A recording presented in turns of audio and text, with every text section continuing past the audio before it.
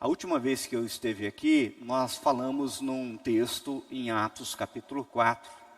E eu falei para vocês que eu iria fazer uma série de pregações a respeito do Espírito Santo. Hoje eu gostaria de contar com a atenção de vocês, porque nós vamos usar alguns textos básicos, porque nós vamos trabalhar aquilo que eu entendo como sendo alicerce. Alicerce para que a gente saiba, entenda quem é o Espírito Santo, quem nos mandou o Espírito Santo, qual o propósito do Espírito Santo, para depois nós começarmos a entender melhor a ação do Espírito Santo. 1 João capítulo 4, verso 13. Sabemos que permanecemos nele. Nele em quem? Em Deus. E ele quem? Deus. Em nós, porque Ele, Deus, nos deu o seu Espírito. Vamos orar? Senhor, fala ao nosso coração, Senhor meu Pai, que as palavras que saiam dos meus lábios não sejam pura e simplesmente de persuasão humana, mas sejam palavras de poder que nos transforma. Nós oramos em nome de Jesus. Amém?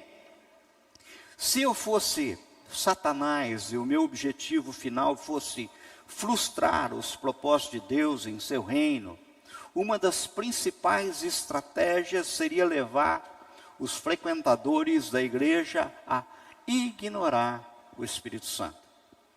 Essa não é uma frase minha, na realidade essa é uma frase dos Francis Chan, no livro intitulado Deus Esquecido. Por sinal, um livro que eu indico a todos quanto queiram entender um pouquinho mais.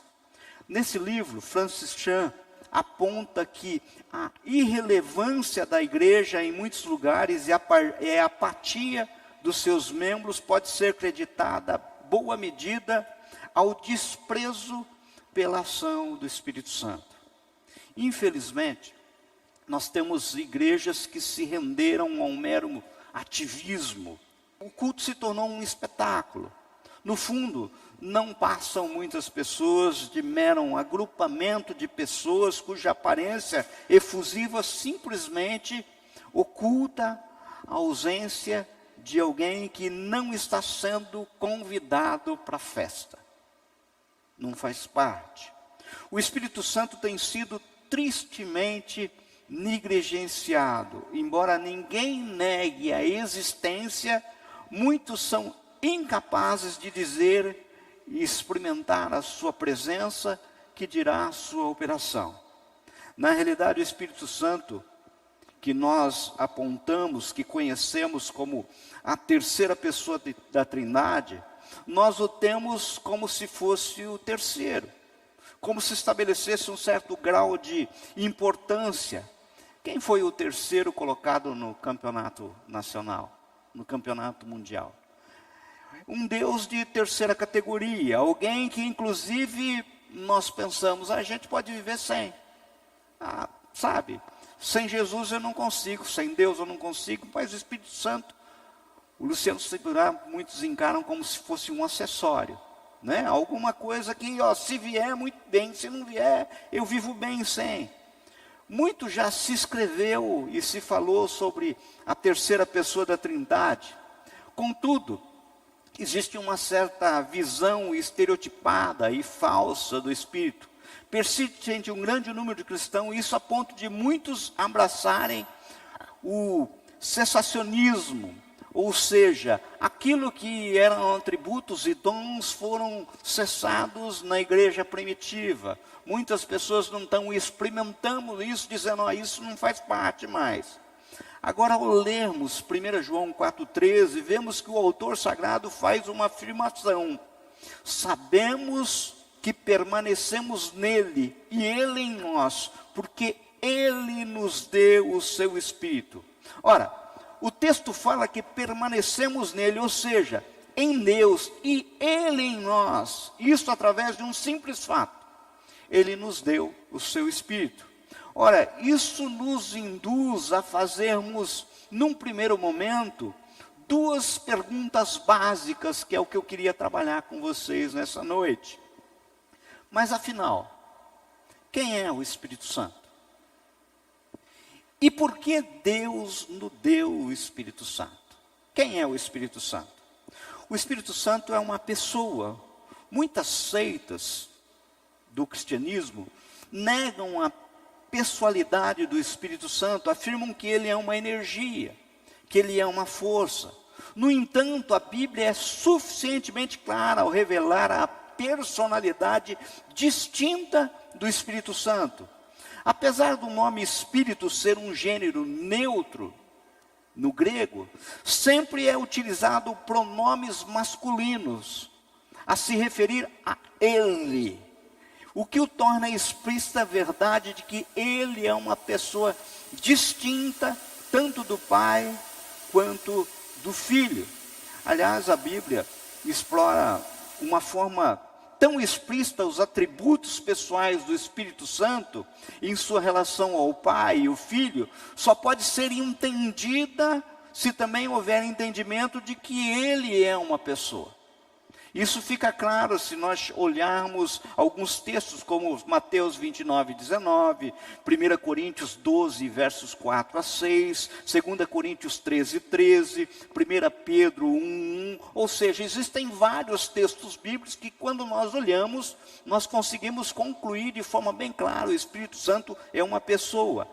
Na Bíblia nós vemos que o Espírito Santo tem intelecto, que ele tem emoções, que ele tem vontade, de modo que suas próprias ações refletem essa personalidade. Ou seja, o Espírito Santo, ele ensina, o Espírito Santo, ele exorta, o Espírito Santo nos orienta, ele controla, ele testifica, ele repreende, ele intercede, ele tem ciúmes. Ou seja, existem muitas e muitas coisas que a gente poderia atribuir como sendo uma pessoa. Se observarmos os textos sagrados, veremos, por exemplo, e apontamos que ele tem intelecto, ele pensa. Dá uma olhadinha que está em Romanos 8, 27, olha. E aquele que sonda os corações conhece a intercessão do Espírito, porque o Espírito intercede pelos santos de acordo com a vontade de Deus.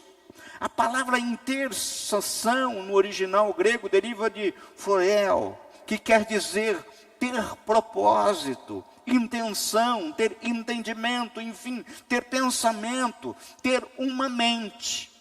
Ele tem uma mente, ele é inteligente, ele pensa. Além do que, ele tem vontade, ele tem desejo. Olha o que está em 1 Coríntios 12, 11. Todas essas coisas, porém, são realizadas pelo mesmo e único Espírito, e ele as distribuiu individualmente a cada um, conforme quer. Esse verso aqui se refere aos dons dos Espíritos, aquilo que está dos versos 8 a 10 do mesmo capítulo. Outro dia nós vamos falar a respeito desses dons. Hoje eu só quero ressaltar que tais dons são dados segundo a vontade do Espírito Santo de Deus. Mas não para por aí. O Espírito Santo, ele tem sentimentos. Olha o que está em Efésios 4:30. E não entristeçais o Espírito Santo de Deus, no qual estáis selados para o dia da redenção. Veja, fica claro aqui, uma vez que o Espírito Santo é uma pessoa, se fosse apenas uma força, se fosse apenas uma energia ou algo que valha, não teria sentido dizer de ele ficar entristecido. Ele é uma pessoa. E se procurarmos na Bíblia, nós veremos inclusive muitas outras características. Por exemplo, Apocalipse 2:7, nós vemos assim, ó: quem tem ouvidos, ouça o que o Espírito diz às igrejas. Ao vencedor dá-lhe que se alimente da árvore da vida que se encontra no paraíso de Deus. Ou seja, nós temos um Espírito que fala. Se nós rodarmos um pouco mais, João 15, 26 diz assim, ó: quando porém vier o Consolador, que eu vos enviarei da parte do Pai, o Espírito da verdade, que dele procede, esse dará testemunho de mim. Ou seja, nós, o Espírito Santo, ele testifica. Além do que, Atos 20, 28, nós vemos assim, ó: portanto, tende cuidado de vós mesmos e todo o rebanho sobre o qual o Espírito Santo vos constituiu bispos para pastoreardes a igreja de Deus. Ou seja, o Espírito Santo, ele nomeia. E eu poderia citar aqui vários e vários textos bíblicos que demonstram a característica da pessoalidade do Espírito Santo. Agora, o Espírito Santo, ele não é só uma pessoa. O Espírito Santo, ele é Deus. No caso, o Espírito Santo parece nas Escrituras sendo igualmente Deus como o Pai e o Filho. Acompanhem comigo aquilo que está em João capítulo 14, verso 16, para ficar bem claro para vocês.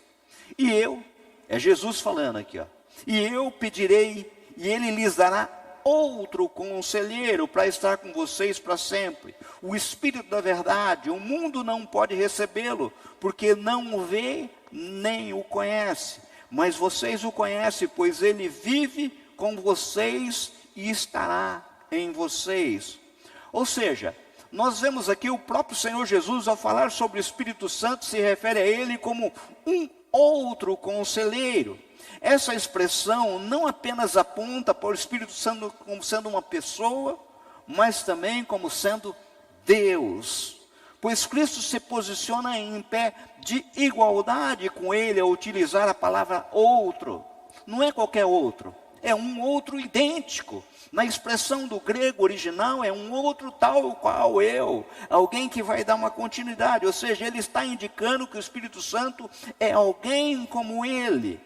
Fica evidente na palavra de Deus que o Espírito Santo é apresentado pelo próprio Senhor Jesus como aquele que continuaria a sua obra e continuaria de igualdade com ele, ou seja, ele é Deus, eu sou Deus e ele é Deus. Se você observar no verso seguinte de João 14, não está aí, mas depois você vê, vocês verão que o Senhor Jesus aponta, não vos deixarei órfãos, é a sequência, mostrando aí o seu cuidado e a continuidade, aquilo que vem através do Espírito. Além do mais, se nós olharmos Coríntios 2:10, 12, 4 a 6, Hebreus 9, 14, veremos que são atributos do Espírito Santo, atributos que só pertencem a Deus, como ele tem onipresença, onisciência e onipotência,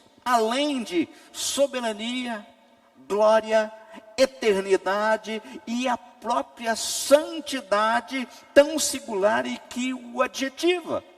O Espírito é santo. O Espírito é santo. Assim, fica evidente que a Bíblia revela o Deus triuno nas pessoas do Pai, do Filho e do Espírito. O Filho é gerado eternamente do Pai. E o Espírito procede eternamente do Pai e do Filho. Isso é o que está apontado em João 15, 26, de uma forma bem clara. Portanto, queridos, o Espírito Santo é o Espírito do Pai, como também é o Espírito de Cristo. Mas note, não se deve ser confundido como sendo a própria pessoa do Pai ou a própria pessoa do Filho, ao contrário, é no Espírito que o Pai e o Filho se encontram. É isso que a gente pode ver de uma forma bem clara em alguns textos bíblicos, como Mateus 10, 12, Romanos 8, 9, 1 Coríntios 2, 11, 12, ou Galatas 4, 6. Como disse Agostinho de Hipona, o Espírito Santo é a pessoa que une o Pai e o Filho em um vínculo de amor. Em outras palavras, o amor entre o Pai e o Filho é tão grande que se revela na pessoa do Espírito Santo. É desse que nós estamos falando. Ou seja, o Espírito Santo, ele é uma pessoa. E o Espírito Santo, ele é Deus. Muitas pessoas ficam pensando, muitas vezes, o Espírito Santo como uma pessoa de terceira categoria, como um deusinho, como se fosse um step, alguma coisa que... Mas não. A gente tinha que ter a noção clara de quem nós estamos falando. Nós estamos falando de Deus, do Espírito Santo que é Deus. Agora a segunda pergunta, por que Deus nos deu o Espírito Santo? O Espírito Santo é colocado em alta importância, pois o escritor diz: nisto sabemos que permanecemos nele e ele em nós. Ou seja, o fato de Deus ter nos dado o seu Espírito não é algo sem importância, ao contrário, ele é de suma importância. Agora, para nós entendermos melhor o papel do Espírito Santo, nós precisamos, antes de mais nada, num primeiro momento, entender acerca do papel do nosso próprio espírito dentro da vida cristã. Conceitos sobre o espírito humano e a sua importância. Isso vocês vão ver que isso vai servir de base para vocês entenderem a ação do Espírito Santo futuramente. Aquilo que nós vamos abordar nos próximos cultos. O Espírito Santo, o Espírito em nós, o espírito humano, a alma e corpo. Queridos, o homem foi criado por Deus como um ser tripartido. Nossa constituição, ela é espírito, alma e corpo. As escrituras, ao mencionar essas três partes distintas, referem-se a elas como se tratando do nosso ser inteiro, da nossa plenitude. Olha o que está em 1 Tessalonicenses 5:23, ó. Que o próprio Deus da paz o santifique inteiramente, o homem como um todo. Que todo o espírito, alma e corpo de vocês seja conservado irrepreensível na vinda do nosso Senhor Jesus Cristo. Atente para o termo inteiramente. Por escritor, a santificação completa é a conservação irrepreensível das três partes. Mas a Escritura faz em clara distinção entre espírito e alma. De fato, ambos compõem aquilo que nós chamamos do homem interior. É aquilo que Paulo escreve em 2 Coríntios 4,16. O homem exterior e o homem interior. Espírito e alma compõem um homem interior. Mas eles são distintos entre si. Há um versículo que traz mais luz acerca disso. E convém a gente observar. Eu estou falando para vocês hoje de alicerce. Olha aquilo que está em Hebreus 4:12. Acompanha comigo. Pois a palavra de Deus é viva e eficaz, e mais afiada do que qualquer espada de dois gumes. Ela penetra ao ponto de dividir alma e espírito, juntas e medulas, e julga os pensamentos e intenções do coração. O texto diz que a palavra penetra ao ponto de dividir alma e espírito. Logo, há uma divisão entre um e outro. Não são a mesma coisa. A alma é uma coisa, o espírito é outro. Contudo, apesar dessa divisão, parece-nos que os dois estão bem próximos, estão bem juntos, tanto que só a palavra de Deus, como espada afiada que é, pode separá-los. Na prática diária, no dia a dia, na vida cristã, a maioria dos crentes sabe muito bem o quão é difícil separar alma e espírito, mas são distintos.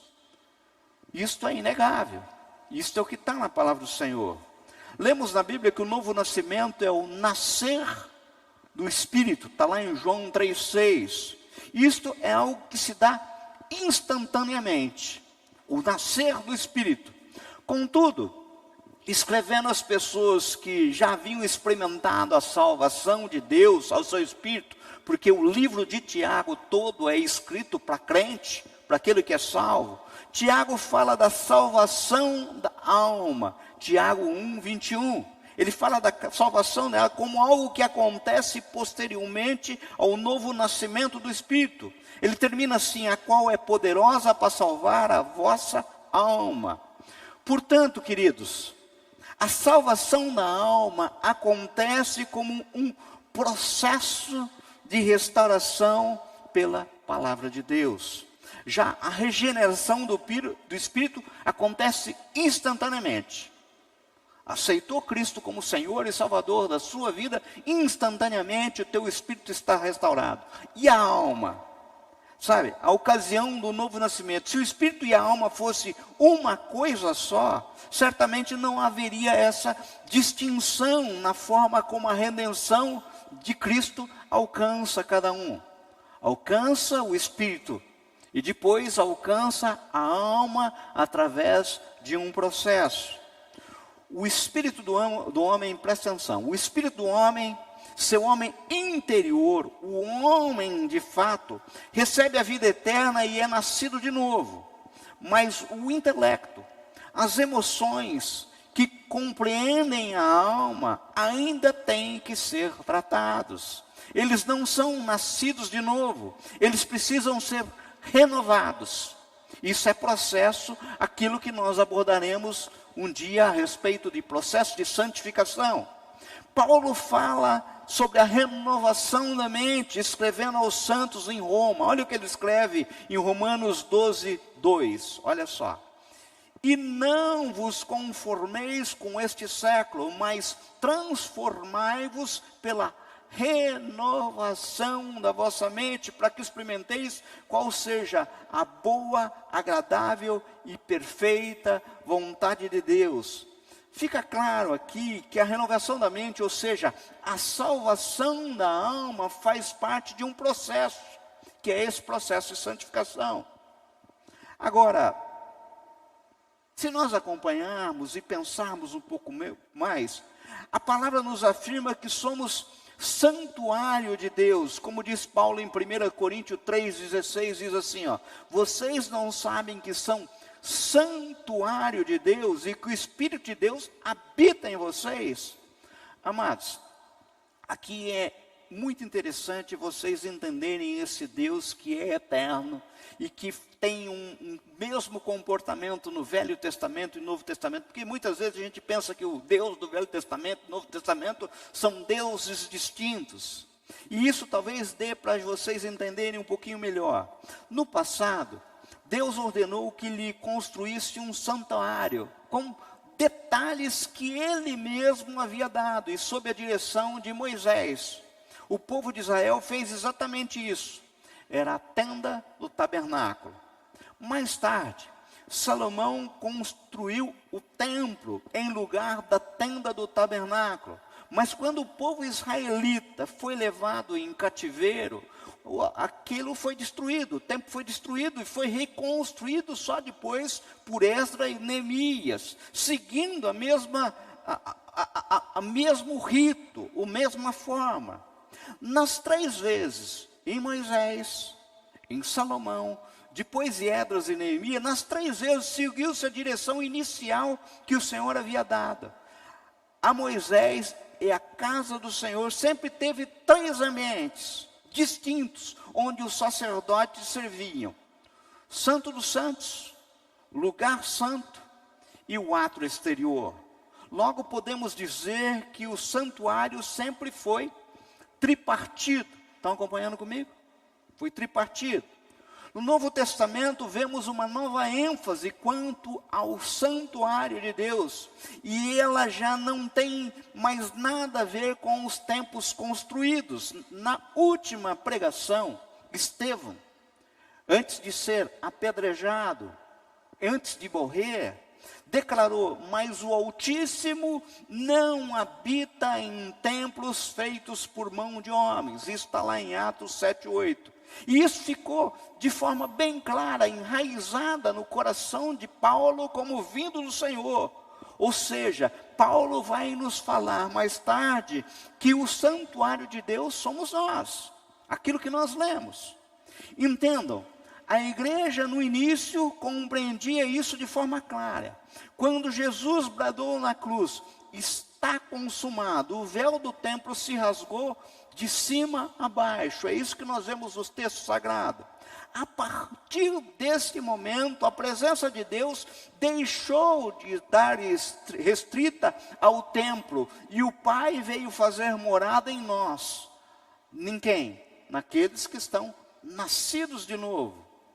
E como santuário de Deus, também somos tripartidos, a semelhança dos santuários do Velho Testamento, que eram figura do santuário da Nova Aliança, em Jesus. cada uma das 3 partes do santuário corresponde às nossas 3 partes: espírito, alma e corpo. E assim, quando nós olhamos o tabernáculo pelo lado de fora, nós víamos o quê? Quando a gente olha no tabernáculo, se você procurar na tua Bíblia, possivelmente nas últimas páginas, você vai ver até uma figura do templo. Você vai ver o quê? Uma parte coberta e uma parte descoberta, sendo que a parte coberta era a tenda da revelação, e a parte descoberta era o átrio exterior. Mas o entrar na tenda, a gente percebia ali dentro 2 ambientes: o santo lugar e o santo dos santos. Isso é o que nós vemos em Hebreu 9, de verso 1 a 3. Os 2 lugares. Ou seja, olhando apenas de modo superficial, parecia um só ambiente. Mas no exame mais cuidadoso, a gente percebia que tinha 2 lugares. Ou seja, o santo lugar e o santo dos santos. De forma semelhante, ao observarmos superficialmente o santuário de Deus hoje, que somos nós, reconhecemos apenas 2 partes: o homem interior e o homem exterior. Mas no exame das Escrituras e uma análise do nosso interior, revela que, digamos assim, a tenda, o homem interior, se subdivide em outras 2 partes separadas apenas por um véu. O homem interior é composto de alma e espírito. Vocês entenderam a semelhança? O espírito corresponde ao santo dos santos, o lugar mais íntimo, onde se encontrava a presença de Deus e também onde ele falava. Era assim no Velho Testamento. A alma corresponde ao lugar santo, e o corpo ao pátio, ou o átrio exterior. Para vocês entenderem a relação. A importância de examinarmos essas figuras é compreender que, assim como o Santo dos Santos era o lugar mais importante do tabernáculo, assim também o nosso espírito é hoje o lugar mais importante do santuário que somos nós. Vocês estão entendendo? Precisamos tomar consciência do valor do nosso espírito na vida cristã. O nosso espírito, assim como o Santo dos Santos, é o lugar onde Deus fala. Naquela ocasião em que Deus falou a Moisés, mandando-o construir a arca, disse que o propiciatório deveria ser feito com vários detalhes, que ele, Deus, mesmo Deus. Então ele afirmou: ali virei e a ti e falarei contigo. Isso é o que nós vemos lá em Êxodo 25, 22. Era, portanto, o Santo dos Santos, lugar da arca, onde Deus falava. E hoje, na Nova Aliança, o Senhor continua falando no lugar mais íntimo do santuário, onde está a sua santa presença. E esse lugar em nós, que corresponde ao Santo dos Santos, é o nosso espírito. Paulo mencionou isso ao escrever aos irmãos em Roma. Acompanhem comigo, Romanos 8,14. Pois todos os que são guiados pelo Espírito de Deus, esses são filhos de Deus. O Espírito Santo nos guia como? 2 versículos depois ele responde, Romanos 8,16. Olha só, o Espírito mesmo testifica com o nosso Espírito que somos filhos de Deus. Vocês estão vendo que é Deus, Espírito Santo, falando com quem? Com o nosso espírito. A direção do Espírito vem através de um testificar, testemunhar do nosso próprio espírito. Isso é o lugar onde Deus fala. Salomão diz assim, em Provérbios 20, 27. O espírito do homem é a lâmpada do Senhor e vasculha cada parte do seu ser.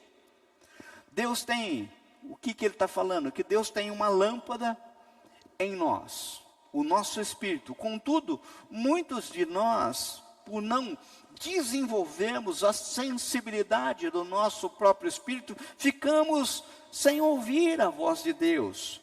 Muitas vezes Deus quer falar conosco através de um testemunho interior, mas nem sequer percebemos que Ele está querendo se dirigir a nós. É claro que o Senhor fala de muitas maneiras, e eu não estou falando aqui como limitando o poder de Deus. Eu não estou falando que Deus não pode falar de forma audível.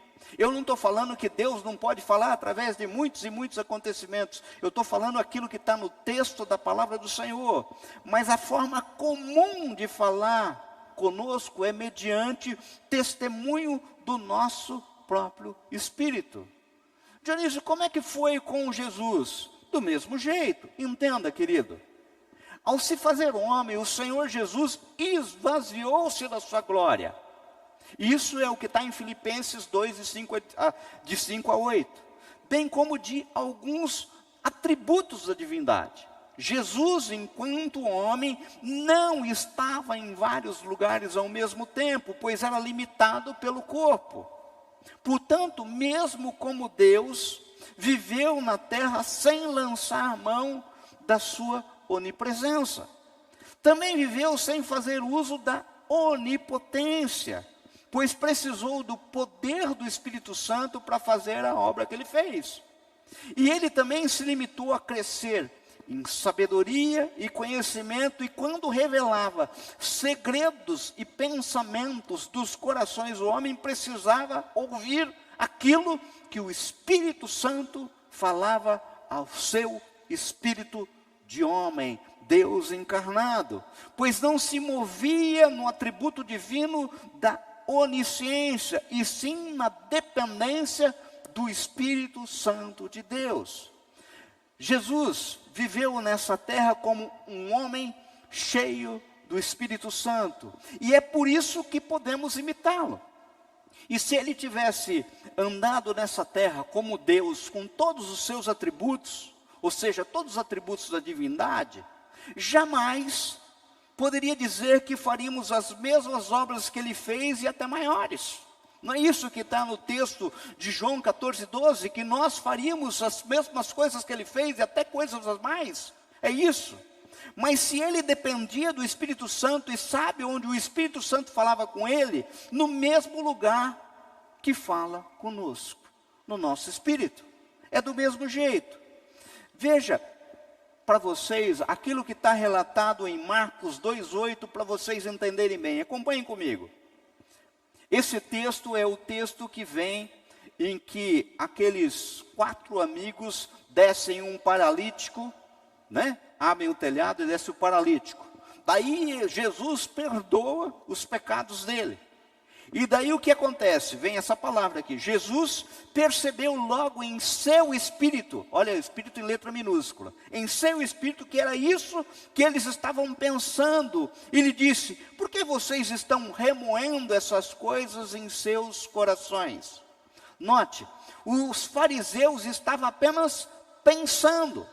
E o Espírito Santo transmitiu uma informação ao Espírito de Jesus como homem, do que aqueles homens cogitavam em seu íntimo. E é exatamente assim que normalmente Deus fala com o homem. O Espírito Santo de Deus fala ao nosso espírito. Temos em Jesus o exemplo perfeito de uma vida no Espírito. Se com ele Deus falava assim, não espere nada diferente. É assim que ele fala conosco. Algo distinto dessa forma de Deus falar pode nos acontecer ocasionalmente. Eu não duvido que possa nós ouvirmos uma voz audível, não duvido. Mas o dia a dia será marcado pelo testemunho do Senhor no nosso espírito. Nas vezes em que usamos as expressões, o Espírito Santo fala, não nos referimos a uma voz audível. Às vezes ele fala assim, mas a maioria das ocasiões apenas um testificar interior. É isso que acontece. Por exemplo, como podemos saber que somos filhos de Deus? Vamos pegar um exemplo aqui. Dionísio, se você morrer hoje, ser filho de Deus, para onde você vai? Eu sou filho de Deus.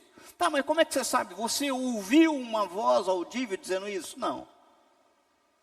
Alguém trouxe para você uma cópia do livro da vida, autenticado, tá, sabe, aquele Pedra 90, dizendo assim, olha, dizendo aqui que você... Não. Jesus veio falar com você? Não. Algum anjo apareceu de forma maravilhosa dizendo não. Então como é que você sabe? Sabe? É um testemunho. A Bíblia diz que o Espírito Santo que testifica, testemunha com o nosso espírito o que de fato nós somos. Está lá em Romanos 8,16. É algo que vem do íntimo. É como se dá essa testificação. Simplesmente sabemos que somos filhos. Algo em nós nos diz, é uma certeza do coração, da nossa mente. Não se trata de ser convencido pela razão, é de ter uma convicção interior. Considere uma outra área de atuação do Espírito Santo, que é trazer a revelação da palavra de Deus a cada um de nós. Como ele faz isso? As Escrituras respondem de uma forma clara. Olha aquilo que está em 1 Coríntios 2,14. Quem não tem o Espírito, ou seja, o homem natural, quem não tem o Espírito, o homem natural, não aceita as coisas que vêm do Espírito de Deus, pois lhes são loucura, e não é capaz de entendê-las, porque eles são discernidas espiritualmente. Está entendendo? É uma convicção interior. Ou seja, o homem não pode compreender as coisas de Deus com o seu psique, com a sua mente, seu intelecto, pois ela se discerne com o Espírito. E o nosso próprio Espírito, que o Espírito Santo ensina as coisas espirituais e não na nossa mente. É isso que está claro na carta de Paulo, 1 Coríntios 2,15. Deus fala com o nosso Espírito. E o nosso espírito discerne. Por quê? Porque nós temos o Espírito e o Espírito de Deus, com o novo nascimento, agindo em nós. Percebemos mais uma vez, portanto, qual é o lugar onde Deus fala. Seja por um testificar ou por uma revelação da palavra. Ele fala no nosso espírito. Gente, vejam, quem sou eu para limitar o poder de Deus e do seu Espírito e querer ditar algo, o jeito que o Espírito Santo vai agir, como ele fala, como ele age. Mas muitos ficam imaginando coisas. Quando alguém fala que o Espírito Santo lhes falou, pensam logo numa voz audível. Eu lembro que certa vez estava vendo um pregador, e o pregador na hora com o microfone, desses pregadores neopentecostais, ele erguia até o ouvido para o céu e falava assim, sim, Senhor, tá, estou entendendo, estou entendendo. E eu ficava doido sentado ali, porque eu não ouvi nada, sabe? Não, estou entendendo, Senhor, sei. Eu não estou duvidando de que ele está ouvindo alguma coisa, sabe? Mas normalmente não é isso. E ele era uma pessoa que inclusive não me passou muito crédito naquele momento que eu estava assistindo, porque ele diz, uma das coisas que ele falou naquele culto, foi que a palavra dele, ele não preparava o sermão, porque ele diz que o Senhor não serve aos seus filhos comida requentada, e Deus dava para ele a revelação na hora. Para mim ele era um preguiçoso, sabe? Porque subir do púlpito sem estar preparado, o Senhor pode mudar a minha pregação na hora. Quem sou eu para limitar o poder de Deus? Mas subir no púlpito sem preparar aquilo que vai ser dito da palavra do Senhor, para mim, é desleixo com a palavra do Senhor, sabe? Mas isso não é o normal. O normal, né, muitas vezes pode parecer frustrante, mas o normal é o Espírito Santo de Deus falando ao nosso espírito interior, o nosso santo dos santos. 1 João 4,13, sabemos que permanecemos nele, ele em nós, porque ele nos deu o seu Espírito Santo. Agora a pergunta permanece, por que Deus nos deu o Espírito Santo? Essa é a pergunta. O Espírito Santo veio habitar em mim, veio habitar em você, com um propósito. Ele tem uma missão. E nós precisamos entender qual o papel dele e que esse papel é essencial. Primeiro, o papel dele. Em primeiro lugar, sem o Espírito Santo não há arrependimento. Jesus diz assim em João 16:8, acompanhem comigo. Quando ele quem? O Espírito Santo vier, convencerá o mundo do pecado, da justiça e do juízo. Ou seja, meus queridos, não existe convencimento do pecado sem a ação do Espírito Santo. Não existe arrependimento sem a operação do Espírito Santo. E sem arrependimento não tem nada. Porque o arrependimento é o começo de qualquer reaproximação do homem com Deus. Essa é a condição básica. Por isso que eu estou falando para vocês, isso é a base. Sem arrependimento não tem chance nenhuma. Vejam, a mensagem de Jesus é, em primeiro lugar, arrependam-se. E em segundo lugar, crede no Evangelho. Hebreus 6 trata dos princípios da doutrina de Cristo. E quando a gente olha Hebreus 6, das doutrinas de Cristo, a gente vê que antes de crer, a Bíblia manda arrepender. Arrependimento primeiro, fé depois. Eu não preciso de fé para arrepender. Eu preciso de arrepender para ter fé. Eu preciso me arrepender para ter um novo nascimento. Em segundo lugar, sem Espírito Santo não há fé.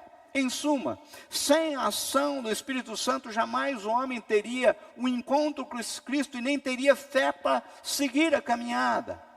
Sem a ação do Espírito Santo, eu queria que você prestasse muita atenção. Não há novo nascimento. No caso, se olharmos a carta de Paulo a Tito, no capítulo 3, verso 5, veremos que Jesus nos salvou pelo lavar regenerador e renovador do Espírito Santo. Lavar regenerador é nascer de novo. Sem aquilo que é nascido de Espírito é Espírito, aquilo que é nascido da carne é carne. Você lembra do encontro de Nicodemos? Quem nos dá o novo nascimento é o Espírito Santo. E a gente muitas vezes não entende a importância do Espírito Santo, que é Deus. Ele é o Deus aqui presente. Em terceiro lugar, sem o Espírito Santo, não conseguiremos atingir o objetivo de sermos transformados. Olha que está em 2 Coríntios 3,18. E todos nós, que com a face descoberta contemplamos a glória do Senhor, segundo a sua imagem, estamos sendo transformados com glória cada vez maior, a qual vem do Senhor, que é o Espírito. O que a Bíblia está dizendo aqui é que o Espírito Santo quem nos transforma. E essa transformação ela é progressiva, de glória em glória. Ou seja, é uma transformação de pior para melhor, para nós nos tornarmos a imagem de Cristo. Esse é o objetivo. Em suma, queridos, o Espírito Santo, ele é uma pessoa. O Espírito Santo, ele é Deus. E o Espírito Santo veio porque tem um propósito. Sem o Espírito Santo não há arrependimento. Sem o Espírito Santo não há novo nascimento. Sem o Espírito Santo não há crescimento espiritual. Ou seja, não há vida cristã sem o Espírito Santo. Então ele não é um acessório. Ele não está por acaso, ele não veio por acaso. Inclusive, se você procurar em João capítulo 16, vocês vão ver que Jesus diz assim, tem muitas, quando ele está falando com seus discípulos, tem muitas e muitas coisas que vocês não estão entendendo, mas quando ele vier, vai ser até melhor, porque ele vai revelar coisas para vocês que eu ainda não posso, porque vocês não estão prontos. O que dá a nos entender que o Espírito Santo veio para continuar a obra de Cristo e continuar ainda no nível como se fosse superior, mostrando para nós de uma forma clara, dentro de nós, quais são os seus propósitos. E como ele age em nós? Do mesmo jeito que agia em Cristo. Vou concluir. Querido, se nós observarmos bem a palavra de Deus, veremos que tudo aquilo que o Pai almejou, planejou e Jesus executou, só pode ser vivido por mim, por você, única e exclusivamente através da obra do Espírito Santo. O ministério do Espírito é a expressão máxima da nova aliança. A nova aliança, a base é o Espírito Santo de Deus. Queridos, nós precisamos entender, não só como viver igreja, isso que nós estamos vivendo enquanto igreja, aquilo que fica claro quando olhamos para os textos de Atos dos Apóstolos, mas também não só entendemos a pessoa como a obra do Espírito Santo e nos rendemos a Ele como Deus. O Espírito Santo não é uma força, não é uma energia, Ele é Deus. Nós podemos entristecê-lo, nós podemos blasfemar contra Ele.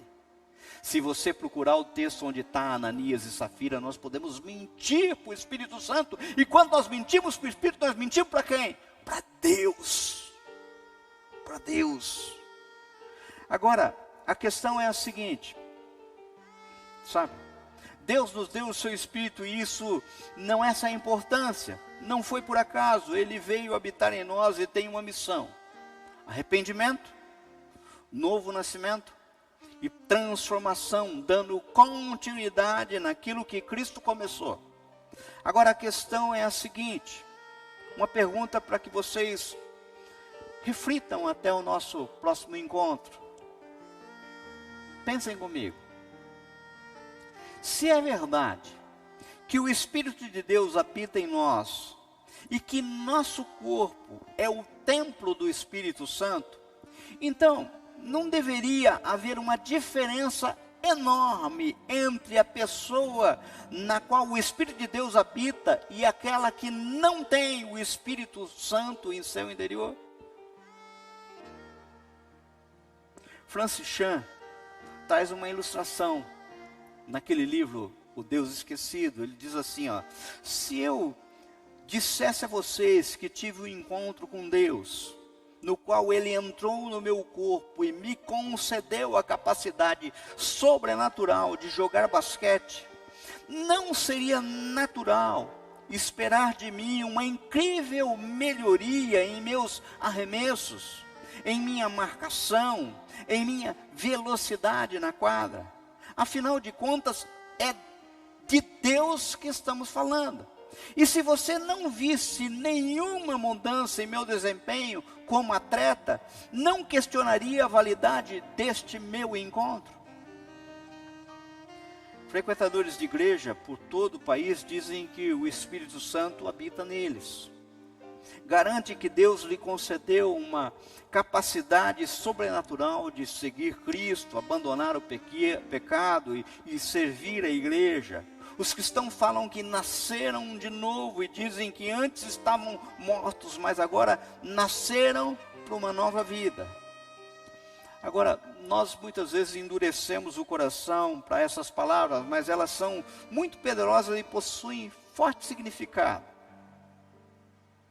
Quando as pessoas de fora da igreja não conseguem ver diferença em nossa maneira de viver, começam a questionar a nossa integridade, a nossa sanidade, ou ainda pior, o nosso Deus. Quem pode culpar eles por isso? Pensem nisso. Na próxima vez nós vamos falar a respeito da ação do Espírito Santo. Vamos orar? Senhor, como é maravilhoso nós sabermos que o Teu Espírito habita em nós. E o Senhor nos deu o Teu Espírito. E existe propósito. Pai, que essa certeza, Pai querido, Pai amado, de que o Senhor está em nós, através do Teu Espírito. Que a certeza de que há propósito. Há propósito nesse agir do teu Espírito em nós.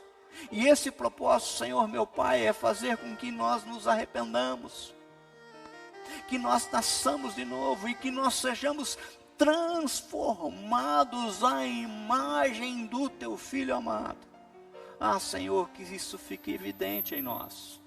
Isso seja, Pai querido, Pai amado, como um alicerce, como seja o afofar da terra, para que a tua semente produza muitos frutos. Então, Senhor, inunda-nos, Pai, com a tua graça, e que teu Espírito tenha liberdade a falar em cada qual ouviu essas palavras hoje, Senhor. Nós oramos em nome de Jesus. Amém?